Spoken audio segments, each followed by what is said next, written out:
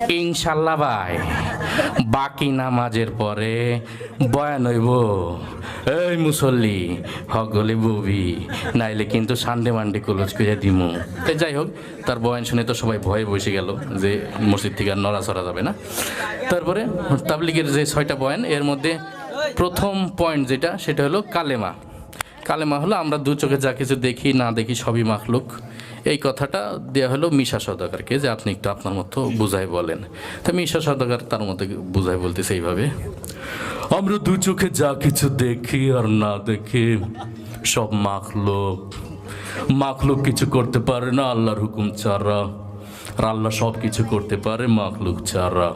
তো যাই হোক, সে তার মতো করে বুঝাই গেল। তারপরে নামাজের বিষয়টা আসলো, ওইটা আবার ডিপজলকে দেওয়া হলো। তো ডিপজলকে বললো যে আপনি নামাজের বিষয়টা একটু বুঝাই বলেন।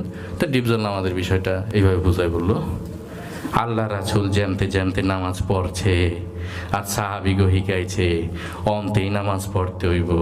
বোঝো নাই মাসলাটা, দুধু খাও। এই ইমাম সাহেব ওরে নামাজ শিখাই দিবি। তাই যাই হোক, সে তার মতো করে বলল। তারপরে ওই জিকিরের বিষয়টা আসলো কাবিলার ভাগে।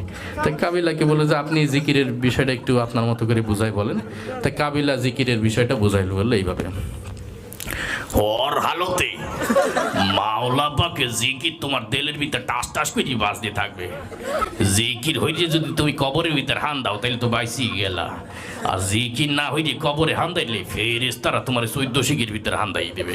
তাই যাই হোক, সে তার মতো করে বললো এলমুল জিকির একরামুল মুসলিমিন, অর্থাৎ মুসলমান পরস্পরে ভালোবাসা, হৃদ্যতা, মোহব্বত, এই বিষয়টা দেওয়া হলো নায়ক ওমর সানিকে।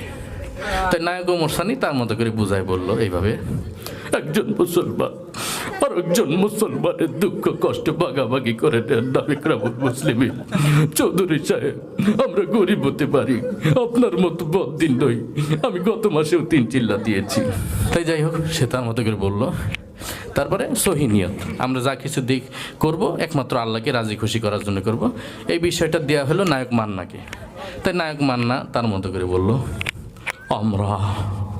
আমরা তো যা কিছু করব একমাত্র আল্লাহর জন্য করব, আল্লাহ ছাড়া পৃথিবীর কাউকে দেখানোর জন্য করব না। তাই যাই হোক, সে তার মতো করে বললো।